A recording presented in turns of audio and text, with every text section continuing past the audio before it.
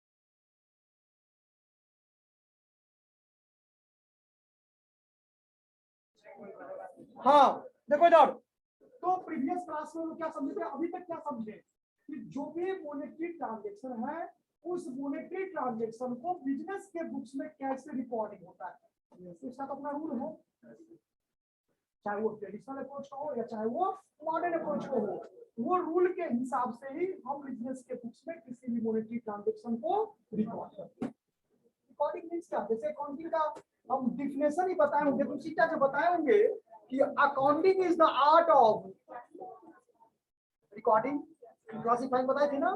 तो today we will discuss classifying the financial transaction means ledger. अब journal entry हम लोग बहुत दिन पढ़े, थोड़ा अगर चाहोगे जो बच्चे जर्नल एंट्री, बहुत सारे बच्चे बोलोगे कि नहीं सर मेरा कॉन्सेप्ट क्लियर नहीं हुआ, बहुत सारे बच्चे का हो सकता है कि वो क्लास रेगुलर नहीं किए, तो वो बच्चे यहाँ पर भी आप देखो जर्नल एंट्री तो आपको यहाँ तक साथ देगा। जर्नल एंट्री में जर्नल चैप्टर पढ़ाए हैं, उसमें भी आपको बनाना ये पूरा प्रॉपर्ली चैप्टर ही है ना जर्नल एंट्री। फिर इसके बाद आप सीख सकते हो किसमें, लेजर में, क्योंकि लेजर जब भी बनेगा जर्नल एंट्री के बेसिस पर ही बनेगा। तो जो बच्चे का कॉन्सेप्ट वहां नहीं हुआ वो यहाँ पर भी कॉन्सेप्ट लेकर के क्या कर सकते हैं, क्लियर कर सकते हैं। कुछ बच्चे अब मान लो लेजर में भी नहीं हुआ तो आप जाके कहां पर सीख सकते हो, ट्रायल बैलेंस पर, लेकिन यहाँ पे जाके आप जर्नल एंट्री नहीं कर सकते हो। यहाँ एडजस्टमेंट एंट्री होता है लेकिन एडजस्टमेंट एंट्री होता है। अब एडजस्टमेंट एंट्री में जिसको नॉर्मल एंट्री नहीं आएगा तो फिर तो वो प्रॉब्लम है वहां पर। तो प्लीज सभी बच्चे जो भी जर्नल एंट्री का क्वेश्चन हम दिए, लगभग आपको बहुत सारे क्वेश्चन आप लोगों को ग्रुप में भी सेंड किए हैं, क्लास में भी बताए हैं, तो थोड़ा एक बार उसको रिवीजन कर लो और क्लास को एकदम रेगुलर रखो, ठीक है, निश्चित रूप से आप लोगों को समझ में आएगा। तो लेजर में बेसिकली क्या देखा जाता है, 3 पॉइंट को कीप योर माइंड, आप अपने दिमाग में ब्रेन में सेट कर लीजिए, 3 पॉइंट को ही लेजर हाई थोड़ा मतलब टाइम टेकिंग चैप्टर है, क्या है, समय लगता है इसमें बनाने में, एक ही तरह का लेजर रहेगा। अब मान लो सबका अलग अलग अकाउंट बनाना है, लाइन खींचते खींचते परेशान हो जाओगे। बाकी इसका जो कॉन्सेप्ट है बहुत सिंपल कॉन्सेप्ट है, एक बार माइंड में सेट हो जाएगा तो निश्चित रूप से फिर कभी नहीं भूलोगे। क्या है कि इसमें 3 पॉइंट को ध्यान रखा जाता है। पहला पॉइंट है पोस्टिंग, क्या है, पोस्टिंग। दूसरा है टोटली, यानी टोटल करना। We know that all accounts as divided into क्या 2 sides, सही प्रकार के खाते को 2 भाग में क्या करते हैं, विभाजित करते हैं। फर्स्ट पार्ट या first left hand side is called क्या, DR side, and right hand side is called क्या, सीआर साइड।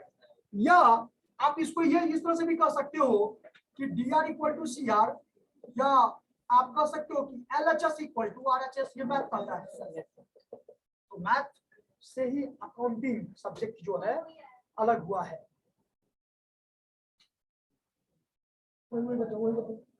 ठीक है, मैथ से ही अकाउंटिंग ये सब्जेक्ट क्या हुआ, अलग हुआ है। तो जैसे मैथ में एलएचएस इक्वल टू आरएचएस होता है, उसी तरह से अकाउंटिंग में क्या होता है, डेबिट इक्वल टू क्रेडिट। उसी तरह से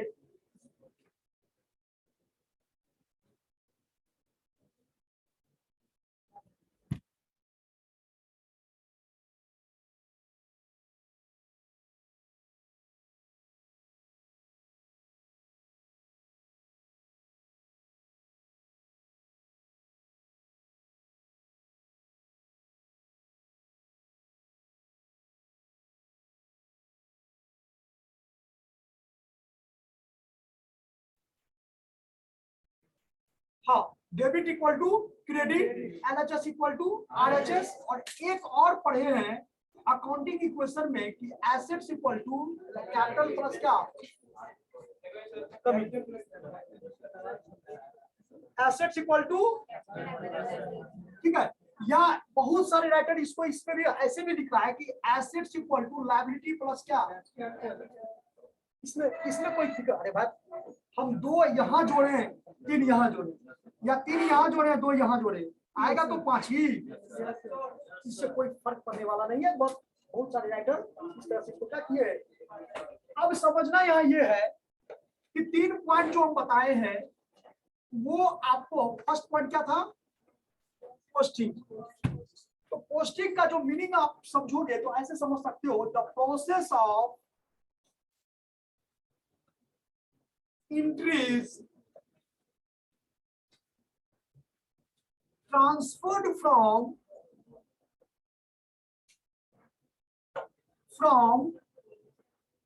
journal, कहां से ट्रांसफर करोगे, to the ledger, is called, एकदम सिंपल लैंग्वेज में समझ में आया कि पोस्टिंग का मतलब यहाँ पर ये बता रहा है कि कोई भी मॉनेटरी ट्रांजैक्शन को जब हम जर्नल एंट्री कर देते हैं तो जर्नल एंट्री से इसका लेकर कहां जाएंगे,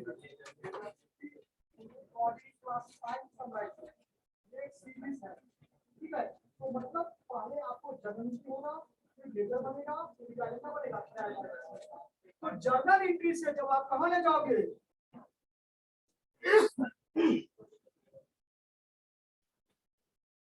नोट कर लिए, नोट्स आप लोग को हम सेंड कर देंगे ग्रुप में, ठीक है। प्रैक्टिकल अप्रोच से समझा देते हैं।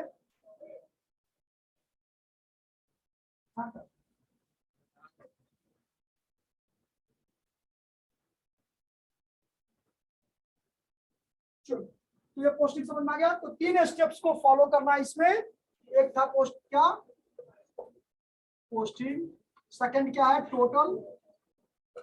कि जब तक आप ये नहीं देखोगे, आपको ये नहीं पता चले कि डेबिट और क्रेडिट क्या दोनों बराबर है, या हो सकता है डेबिट ज्यादा हो क्रेडिट क्या हो कम हो, या हो सकता है क्रेडिट ही ज्यादा हो डेबिट क्या हो कम हो। 3 ही स्टेप्स हो सकता है। फिर से सुन लो, पहले तो ये तीनों स्टेप्स कब क्रिएट होगा, जब हम टोटल उसको करेंगे, यानी लेफ्ट और राइट दोनों क्या करेंगे, ऐड करके देख लेंगे कि लेफ्ट में कितना अमाउंट आ रहा है और राइट में कितना, अमाउंट कॉलम को, ठीक है। पर्टिकुलर और डेट ये सबको कुछ नहीं करना है, सिर्फ अमाउंट को देखना है कि डेबिट और क्रेडिट क्या दोनों अमाउंट, दोनों साइड का अमाउंट बराबर है। अगर इक्वल नहीं है तो क्या कोई ज्यादा हो सकता है, या तो डेबिट ज्यादा होगा तो क्रेडिट कम होगा, या क्रेडिट ज्यादा होगा तो क्या होगा, डेबिट कम होगा। It is called balance. तीसरा जो स्टेप है बैलेंसिंग का, वो यही है कि जब तक आप टोटल नहीं करोगे तब तक आप बैलेंस कर ही नहीं सकते हो। बैलेंस करने के लिए आपको जोड़ करके देखना पड़ेगा कि कौन साइड ज्यादा है और कौन साइड कम है। पहले समय में जब इतना डेवलप नहीं हुआ था कंप्यूटर, यानी ये आईटी सेक्टर, बेसिकली 92 में शायद हमको ज्यादा याद आ रहा है, राजीव गांधी जी थे, उनका उन्हीं का देन, ये आप लोग सर्च करके देख सकते हो उसको, ठीक है। जहाँ तक मुझे याद है कि ये जो भी टेक्नोलॉजी का है वो सबसे बड़ा श्रेय जो है उन्हीं को जाता है, ठीक है। तो अब 1950 की बात करें, आजादी के समय के बात करें, उस टाइम में तो राजीव गांधी जी उतना नहीं थे, या जो भी थे उस टाइम में इस तरह का नहीं था व्यवस्था। उस समय क्या होता था कि गांव घर में एक मुंशी जी रख लिया जाता था, और वो बही खाता को क्या करते थे, वो कंप्यूटर नहीं चलाते थे, लैपटॉप नहीं चलाते थे, क्योंकि उस टाइम में ये चीजें व्यवस्था नाउअडेज। बट आज के दिन में आप किसी भी ऑफिस में जाओगे तो कुछ मिले ना मिले, पानी का एक गिलास जो है ना मिले ना मिले, लेकिन एगो सिस्टम आपको जरूर आगे मिलेगा, ये अट्रैक्ट करने के लिए। और बच्चे हम बार बार आप लोगों को बता रहे हैं कि सब्जेक्ट ऐसा सब्जेक्ट है कि अगर तो ईश्वर ना करे सभी बच्चे सक्सेस करें, सभी मतलब ऊंचाइयों को छुए, लेकिन अगर बदकिस्मती से किसी भी बच्चे को इस तरह का नहीं होता है, ठीक है, तो अगर ये सब्जेक्ट पढ़ा हुआ रहेगा, ये कॉन्सेप्ट रहेगा, तो निश्चित रूप से म्युनिसिपल का काम करके 30-25 हजार रुपया महीना क्या करोगे, आराम से कमा लोगे। एक जीएसटी एक रिटर्न फाइल करने में जो है ना, जो प्रैक्टिस में जो प्रैक्टिस करता है, मुश्किल से 5 मिनट लगता है उसको। बताइए क्या क्या इनकम है आपका, तो हाँ सर मेरा ये इनकम है, इतना डिडक्शन है, इतना एलआईसी है, ये सब है, और वो आपको बहुत ज्यादा टाइम लेगा, तो 10 मिनट में आपको क्या करेगा, एक रिटर्न फाइल कर देगा, तुरंत 500 रुपया बन गया, 500 से 1000 रुपया। अब सोचो कि वो एक दिन में कितना रिटर्न फाइल कर सकता है, अब कमाता है, ऐसा नहीं कि नहीं कमाता है। अभी मार्केट में देख रहे हो जीएसटी का, जितने भी बिजनेस हैं मर करके भी जीएसटी का काम कर दे करेगा, नहीं किराना दुकान को छोड़कर वो भी तो करता ही है, किराना वाला करता है, ठीक है, वो भी अकाउंटिंग तो हर एक सेक्टर में, चाहे वो ट्रेडिंग हो चाहे वो क्या हो, नॉन ट्रेडिंग हो। तो जरा सोचो अगर इसका, अब आते पॉइंट पर इसका जो हम बता रहे थे, तो हम लोग के लिए एक अलग से अकाउंटिंग सॉफ्टवेयर आप लोग जानते होंगे ना, टैली ERP 90, अब उसी पर काम, अब मुंशी जी जो वही खाता मेंटेन करते थे, अब वो सिस्टम नहीं चलता है, अब डायरेक्ट आपको सिस्टम से चलता है, काम होता है, ठीक है। तो आप समझ लो कि ये जनरली टैली पर जब करोगे आप लोग, जब टैली सीखोगे तो उसमें जो बुक कीपिंग का सेक्टर है, जानते हो ना, चाहे ट्रांजैक्शन को पहचानना हुआ, चाहे उसको बिजनेस के बुक्स में रिकॉर्ड करना हुआ, जर्नल हुआ, या चाहे लेजर हुआ, ये सब सेक्टर किसमें आता है, बुक कीपिंग में आता है। और जैसे ही स्टेटमेंट का काम हो गया, मतलब trial balance is a statement not an account, वो अकाउंट नहीं है, तो वो आता है किसके सेक्टर में, अकाउंटिंग के सेक्टर में। तो ये भी तो डिफरेंस है कि book keeping ends and accountancy begin, book keeping समाप्त होता है, अकाउंटिंग का काम क्या होता है, स्टार्ट होता है। तो ये सब काम आपको टैली ERP 90 जो सॉफ्टवेयर है, अकाउंटिंग सॉफ्टवेयर है, उसी पर किया जाता है। तो पोस्टिंग समझ में आया, ठीक है। दूसरा पॉइंट टोटलिंग भी समझ में आ गया कि मान लो अगर आपको ये लेजर दो साइड में ये है, according to the double system of bookkeeping, कि डेबिट इक्वल टू क्या, क्रेडिट, ये होता है। अब सपोज करो कि क्रेडिट साइड आपका 10 रुपया हो गया, अब डेबिट साइड भी 10 रुपया हो गया, देयर इज नो बैलेंस। इस कंडीशन को क्या कहेंगे, 10 रुपया में एज्यूम किए हैं, वहां 10 करोड़ भी हो सकता है, ठीक है। तो यहां पर क्या हो जाएगा, ये देयर इज नो बैलेंस। लेकिन अगर ये 10 रुपया है और ये क्या हो गया, 2 रुपया हो गया, तो हम कौन सा बैलेंस इसको कहेंगे, debit balance. Debit balance means the excess of debit over क्या, क्रेडिट। यानी डेबिट बैलेंस माने जो बैलेंस, जो साइड ज्यादा हो, शुद्ध भाषा में से समझो, जो साइड क्या हो, ज्यादा हो, बैलेंस वही कहलाता है। यहाँ क्या देख रही हो, डेबिट, यहाँ पर क्या है, तो डेबिट में ज्यादा है, it is called debit balance. लेकिन यही 10 रुपया हो और ये 12 रुपया हो जाए, it is called debit balance. तो ये जो सर्कमस्टांसेस है, ये दो ही हो सकता है, या तो डेबिट बैलेंस या तो credit balance. Debit balance means excess of debit side over credit side, it's called debit balance. और credit balance means the excess of क्या, क्रेडिट साइड ओवर क्या, debit side, it's called credit balance. तो जब आप laser बनाओगे, laser बनाने का एक ही मकसद है, प्रॉफिट फाइंड आउट करना नहीं। क्या मकसद है, बैलेंस को फाइंड आउट करना कि किस पार्टी को कितना देना है और किस पार्टी से कितना लेना है। मेरे पास मशीन कितना है, मेरे पास फर्नीचर कितना है, मेरे पास बिल्डिंग कितना है, कितना का है मतलब, तो ये चीज आपको, लायबिलिटी कितना है, एसेट्स कितना हुआ, एक्सपेंसेस कितना हुआ, इनकम कितना हुआ, ये चीज मुझे कौन बताता है, इसी को तो लेजर कहते हैं। समझ में आ गया, ओके। तो अब इसके बाद तो तीनों पॉइंट समझ में आ गया, पोस्टिंग भी, टोटलिंग भी और बैलेंसिंग। ठीक है, अब एक क्वेश्चन लेकर के इसको हम आपको क्लियर करते हैं कॉन्सेप्ट। ये देखो देखो एक छोटा सा ट्रांजेक्शन लिखो, नोट्स हम सेंड कर देंगे, आप लोग चिंता नहीं करनी। लिखवा दें जी, लिखवाई दे,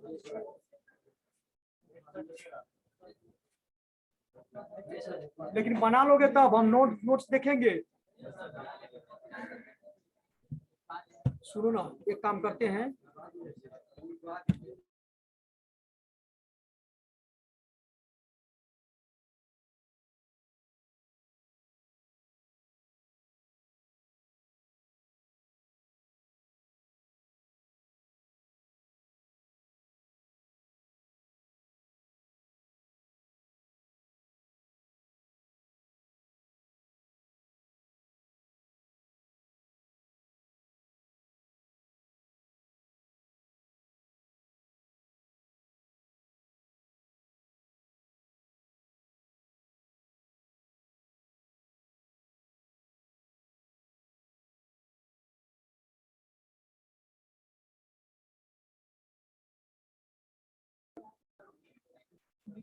from the following transaction,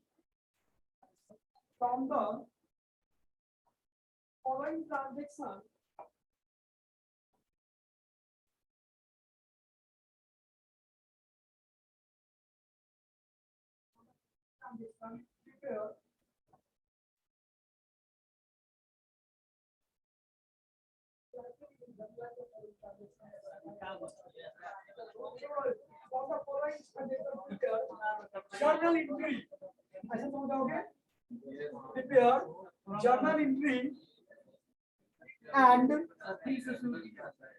from the following transaction prepare journal entry and post them into the ledger and post them, post अभी पोस्टिंग नहीं समझाएंगे, पोस्ट अपना पोस्ट ऑफिस समझ गया क्या, and post them into the ledger। बात बहुत easy, 5 transaction दे रहे हैं और जो बच्चे इस ट्रांजैक्शन को नहीं बना पाएगा वो पक्का गोबर गणेशा होगा। लिखो, Ram started business with cash. तुम लोग खुद जज करोगे, जो बच्चे क्लास में रेगुलर किए मेरा वो समझ जाएगा कि किस तरह का ट्रांजैक्शन है। Ram started business with cash is ₹50,000, 50,000। Date में लिख दीजिएगा 2020 Jan 1 को ये ट्रांजैक्शन है। Ram started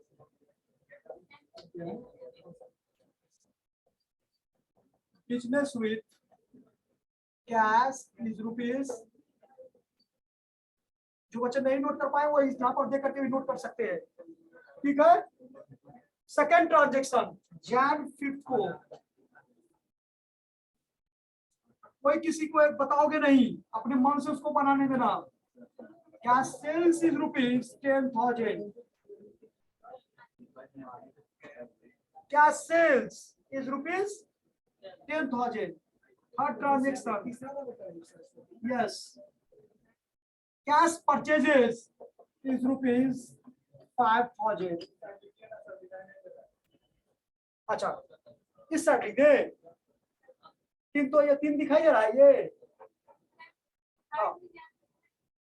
cash purchases is ₹5,000। Jan 20 को लिखिए।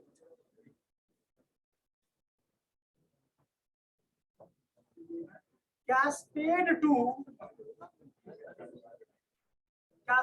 to Shyam ₹5,000।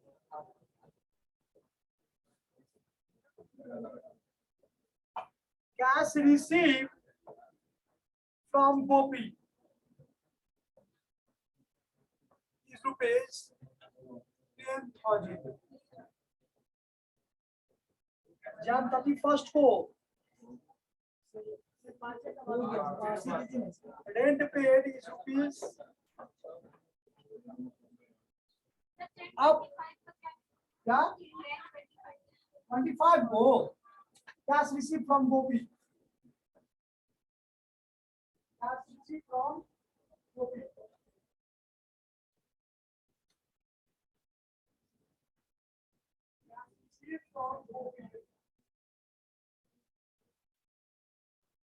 ट्रांजेक्शन। हाँ नहीं, आप लोग जनरल नहीं बनाए, मुझे दिखाओ लेजर, हम खुद बताएंगे आपको, एक बताएंगे, बाकी आप लोग को बनाना है। पहले जनरल नहीं बनाइए, लेजर तो ठीक है बनाइए, हो भाग्य मेरे लिए तो ये। हाँ 25 में लिखे कैश रिसीव फ्रॉम गोपी,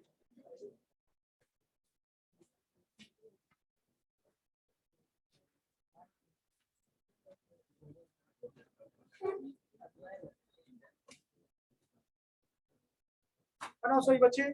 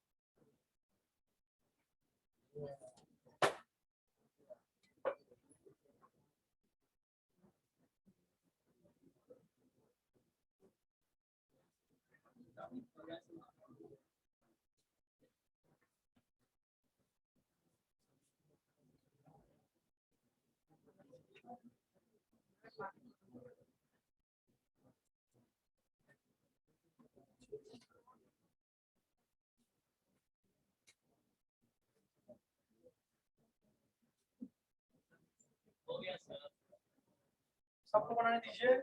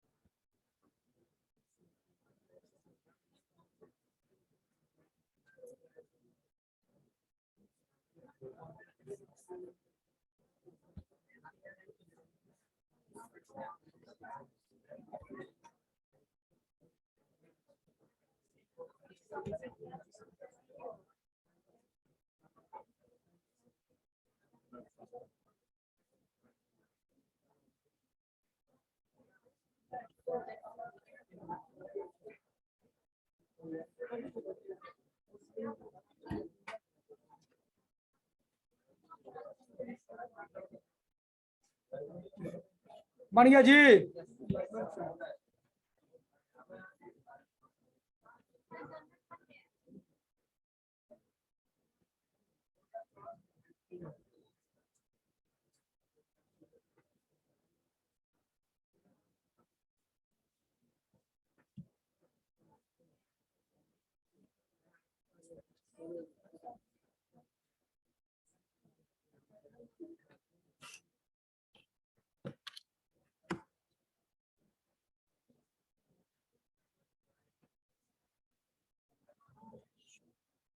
सही बच्चे बना लिए। अब जिससे हम क्वेश्चन पूछेंगे वही जवाब देना, उसी को जवाब देना है। आप बताओ तो क्या बनाइए, देखो नहीं बनाएगा। अभी जस्ट पूछेंगे सबसे सब अच्छा बना दिया तो आप बताइए, तो आप होना चाहिए सर नहीं बनाया। क्या समझ लीजिए तो एकदम क्या वक्तम थोड़े चलता है। कहीं पर भी जो कहीं पर भी छोटा क्या ये आप ही के लिए बोल रहे हैं, मेरे लिए नहीं। हमको वैसे ही सिली रहा है कॉलेज से, तो क्या अगर आपको नहीं आता है या आप नहीं समझ पाए तब वो इंडिविजुअली बोलो, कम्युनिकेट नहीं होते हैं। क्वेश्चन जितना पूछोगी ना उतना आपका कॉन्सेप्ट क्या होगा। अब तो इतने बच्चे में से माफी को क्यों बोले, पता क्यों पता दिए, एक्सपीरियंस है ना, पता चल जाता है। क्यों बात कर रहा है जी, को भी कर रहा है।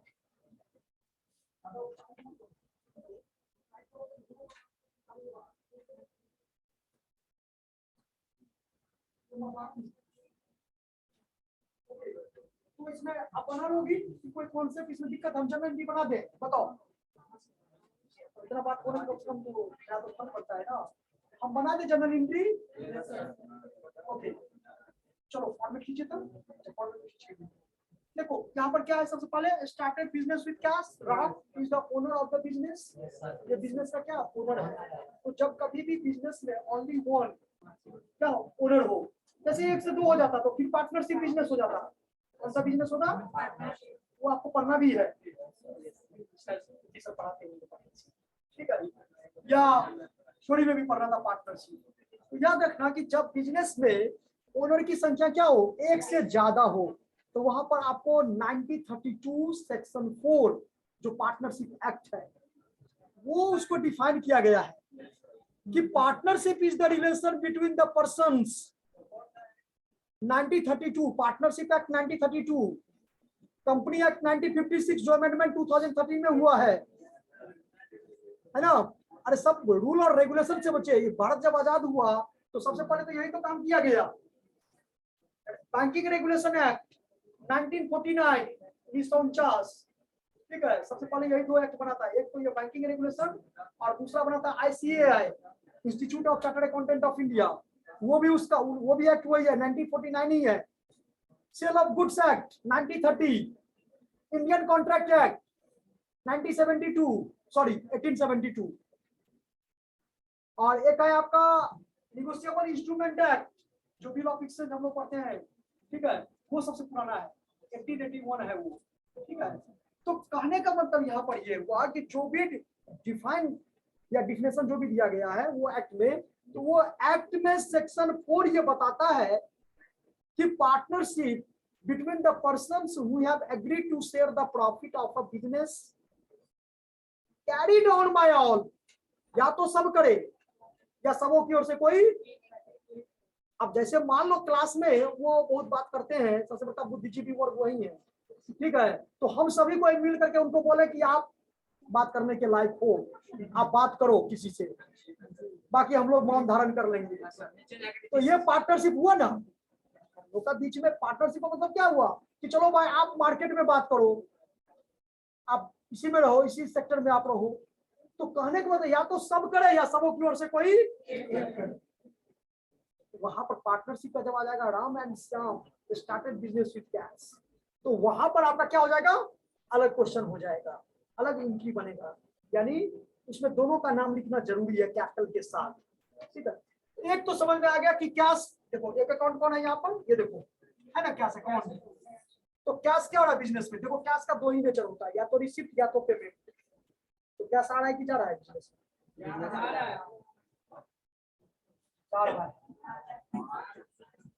अरे अपने पॉइंट ऑफ व्यू से मत सोचो, बिजनेस के जब कभी भी क्वेश्चन बनाओगे तो अपने आप को बिजनेस एज्यूम करो। तो बिजनेस में कैश कम, कैश क्या हो रहा है, बिजनेसमैन के यहाँ से जा रहा है। अब बोथ आर डिफरेंट। अब मान लो अपना एक किराना दुकान है गांव में, अब नमक उसी में से यूज करते, तेल उसी में से यूज करते, तो उस किराना दुकान का कभी नेट प्रॉफिट आएगा, निकाल पाएंगे। तो बोथ आर सेपरेट।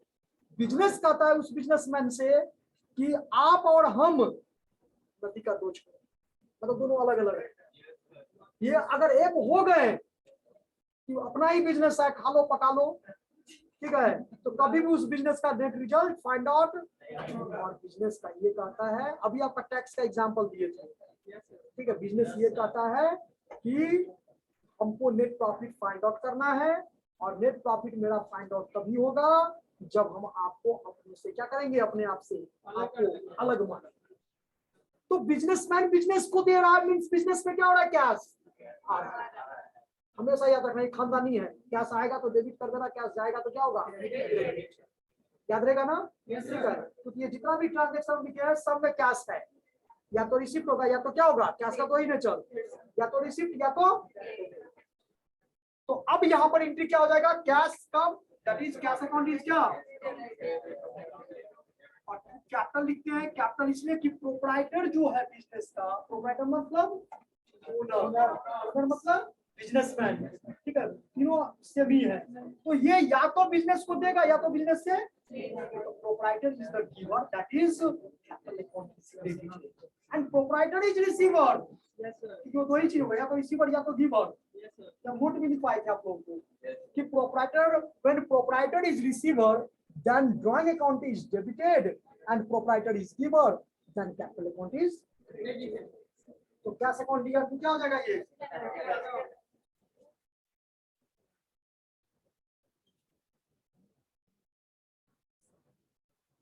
देखो ये मेहनत मुझे वही करना था, किए थे, कोई बात नहीं, समझ में आ गया? Yes sir. आपको आया समझ में, समझा मुझे? हाँ हाँ, आप ही समझाइए ना। ये ट्रांजैक्शन एक्सप्लेन कर रही, क्या नाम है आपका? सृष्टि। सृष्टि ये ट्रांजैक्शन को एक्सप्लेन करेगा आपको।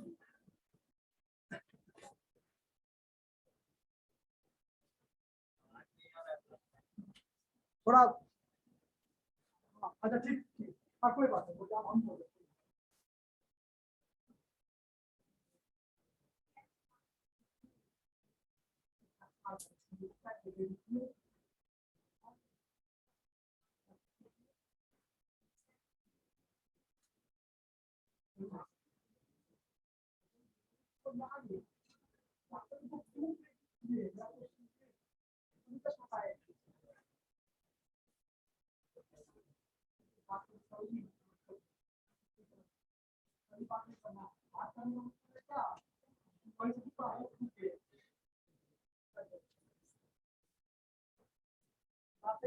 हम तो है बात करने के लिए। देखो मेरे चैनल आते हैं, आते तो 98.3 एफएम तो मुझे पता है कि अकाउंटिंग सब्जेक्ट है, फाइनेंस है, जब तक नहीं समझाएंगे, जब तक नहीं बोलेंगे, आपको बिल्कुल नहीं समझ में आएगा। इसीलिए ये याद रखना। ओके, फिर से एक बार रिपीट करते हैं कि प्रोप्राइटर, लिख लो, कहीं नोट कर लो, जो बच्चे नहीं आए नोट कर लो उसको, कि व्हेन प्रोप्राइटर, ये कॉन्सेप्ट हम बताए थे कि कैपिटल अकाउंट को क्यों क्रेडिट, ठीक है। तो when proprietor is receiver,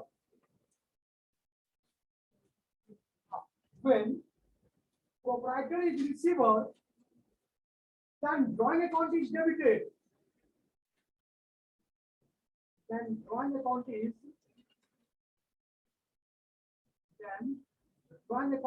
debited. And when proprietor is giver,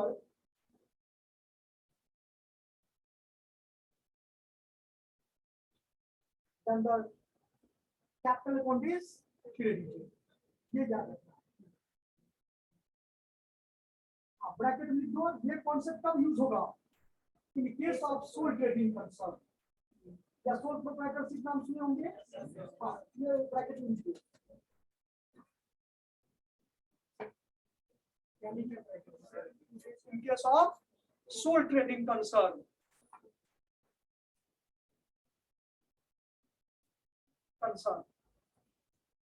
अब यहां तो पता चल गया कि कैश कम, तो पहले बता चुके हैं कि बिजनेस और businessman both are separate according to the business entity concept.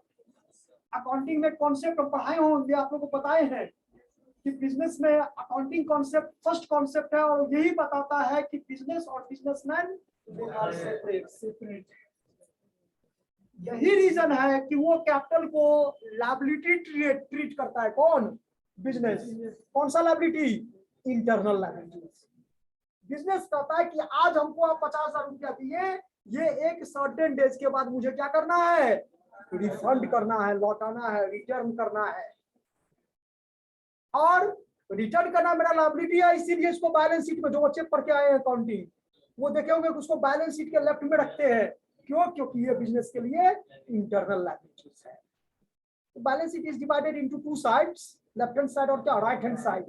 Left hand side is called liability side और right hand side is called assets and property side. जो भी हम स्टार्टिंग में आपको बताए थे, assets equal to capital plus क्या, liability. ये आपका होता है बैलेंस शीट में आरएचएस, और ये होता है क्या, एलएचएस। ऐसे हम लोग जानते हैं एलएचएस इक्वल टू आरएचएस, ठीक है। तो ऐसे भी कर सकते हैं कि आरएचएस इक्वल टू क्या, लेकिन ऐसे कहते नहीं, ऐसे पढ़ते हैं, क्या पढ़ते हैं हमेशा, एलएचएस इक्वल टू आरएचएस। तो हम लोग भी अकाउंटिंग में पढ़ते हैं डेबिट इक्वल टू क्रेडिट, हम कभी भी ये नहीं पढ़ते कि credit equal to debit. But जब बैलेंस शीट के पॉइंट ऑफ व्यू से समझेंगे तो हमेशा बैलेंस शीट में लेफ्ट में जो होता है वो कैपिटल और लायबिलिटी साइड होता है, और राइट में जो होता है वो क्या होता है, एसेट्स एंड प्रॉपर्टीज। दादाजी छोड़ करके गए हैं, प्रॉपर्टी जायदाद नहीं होता है जी, विरासत में मिला है, जाके खाना है, जिंदगी में कुछ करना नहीं है, ठीक है। तो उसका भी डिक्रीजिंग होता है। कितना दिन खाओगे, आप खा लोगे, आपके बाल बच्चे, परिवार जो होंगे, फैमिली जो होंगे, वो फिर क्या करेंगे, तरसेंगे अनाज के लिए। कोशिश ये होना चाहिए इंसान का कि जो मेरे पास में है उसमें क्या करें और बढ़ाए। तो कोई भी संतान, चाहे पुत्र हो या पुत्री हो, ठीक है, कर्तव्य यही होता है कि जो मुझे मिला है उससे कहीं और हम क्या करें, ज्यादा जाए। तभी माता पिता को क्या होता है, खुशी मिलता है कि हमसे मेरा बच्चा क्या हुआ, आगे निकल गया। और जो नहीं निकलता है तो एक पिता के लिए, एक माता के लिए, या उसके फैमिली मेंबर के लिए बहुत दुखी होता है। वो अंदर से मन, हो सकता है आपको वो प्रकट नहीं करे, क्योंकि आजकल के जमाने क्या है, बहुत अलग टाइप से चल रहे हैं, हो सकता है आपके सामने, लेकिन कहीं ना कहीं उनके मन में ये चोट जरूर लगता होगा कि देखो इतना पैसा खर्चा कर रहे हैं फिर भी मेरे बच्चे लाइन पर, थोड़ा इस मामले में वो भावनात्मक हो जाते हैं। तो थोड़ा इस चीज को ध्यान रखना है, और इसका तो आप ही लोग कर सकते हो, क्योंकि हमारे अंदर वो टैलेंट है, वो क्षमता है कि हम चाहे तो, मानव जब जोर लगाता है तो पत्थर पानी बन जाता है। वो निकम्मे आदमी तो भाई भी साथ नहीं। चलो आगे देखो, ये एंट्री समझ में आ गया। सेकंड लिखिए, सेकंड क्या था बच्चे, आप देखो, रुपया बिकता नहीं है, क्या बिकता है, इसका तो कोई भी नहीं। जैसे कि बच्चे बोलेंगे सर यहाँ तो आप क्या सेल्स लिखे हैं, इसका तो मीनिंग यही है क्या, कि रुपया को बेचे, नहीं, रुपया में सामान को बेचे। या सामान क्या है, इंक्लूड है, ठीक है। रुपया में क्या किए, डॉलर है, फ्रैंक है, येन है, वो क्या और क्या क्या होता है, पौंड है ना, तो वो अलग बात है, लेकिन कन्वर्ट करना है उसको। आप किसी भी कंट्री, देखो गवर्नमेंट भी इस पर उस बिजनेसमैन को प्रोत्साहित करता है जो कि यहाँ का सामान आउटसाइड, एक्सपोर्ट इंपोर्ट सुने होता है। तो गवर्नमेंट का जो पॉलिसी होता है वही होता है कि जो आपको IMF था, इंटरनेशनल मॉनेटरी फंड, अंतरराष्ट्रीय मुद्रा कोष, है ना, तो उसको प्रोत्साहित करता है। हालांकि वो थ्योरी का है कि आप अगर कोई सामान इंडिया में बना रहे हो और उसको क्या करते हो, एक्सपोर्ट करते हो, ठीक है, तो उस पर आपको ज्यादा रिबेट मिलता है। लेकिन अगर आप बाहर से सामान ला करके इंडिया में बेचते हो तो फिर तो वो आपको इतना टैक्स लगा देगा, कस्टम ड्यूटी सब जो है ना, ठीक है, कि आप त्राही माम करोगे। तो जनरली गवर्नमेंट भी इसको क्या करता है, प्रोत्साहित करता है कि उससे लेबर इंटेंसिव क्या हो जाए थोड़ा। हाँ, क्या कहते हैं हम लोग, हाँ, कैश सेल्स। तो कैश सेल्स का मतलब क्या हुआ, सामान को बेचे, गुड्स को सोल्ड किए, किसमें, there are two types of sales, cash sales and credit sales। अब cash sales means क्या, कैश कम, सामान बेचे तो पैसा क्या हुआ, आया। तो ये तो अभी थोड़ा देर पहले बताया, खानदानी जो रिसीव करोगे तो हमेशा ये समझ लो कि जब भी पैसा आएगा तो उस पैसे को क्या करेंगे, तैयार करोगे, और उसी का पे रेवेन्यू इंक्रीज हुआ ना, सेल्स क्या हुआ, बिजनेस के लिए रेवेन्यू हुआ ना, कैश अमाउंट दिया टू। ये डेट लिख लो, कितना था, 2018 20।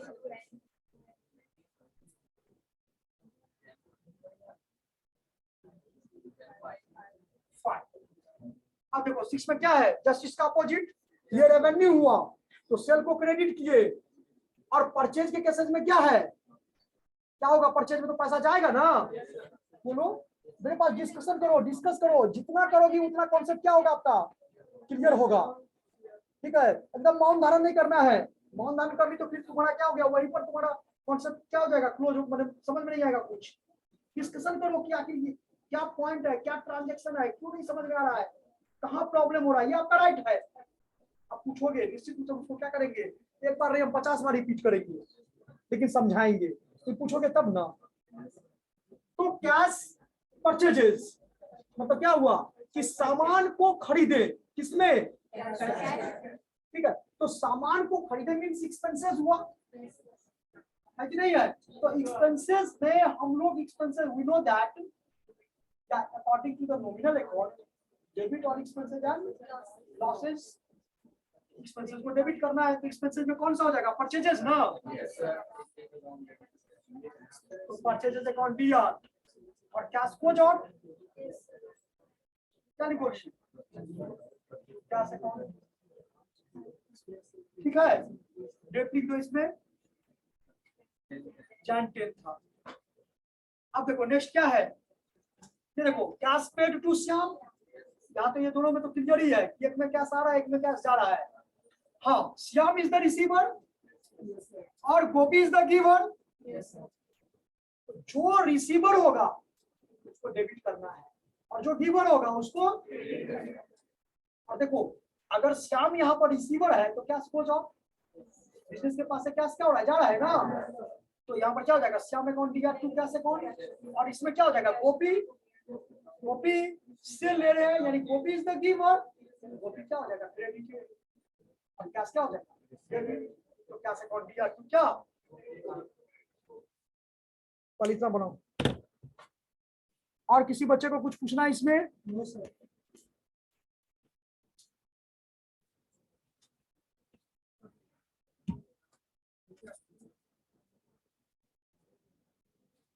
क्या करें, लेजर आप लोग को नेक्स्ट क्लास में बता दें।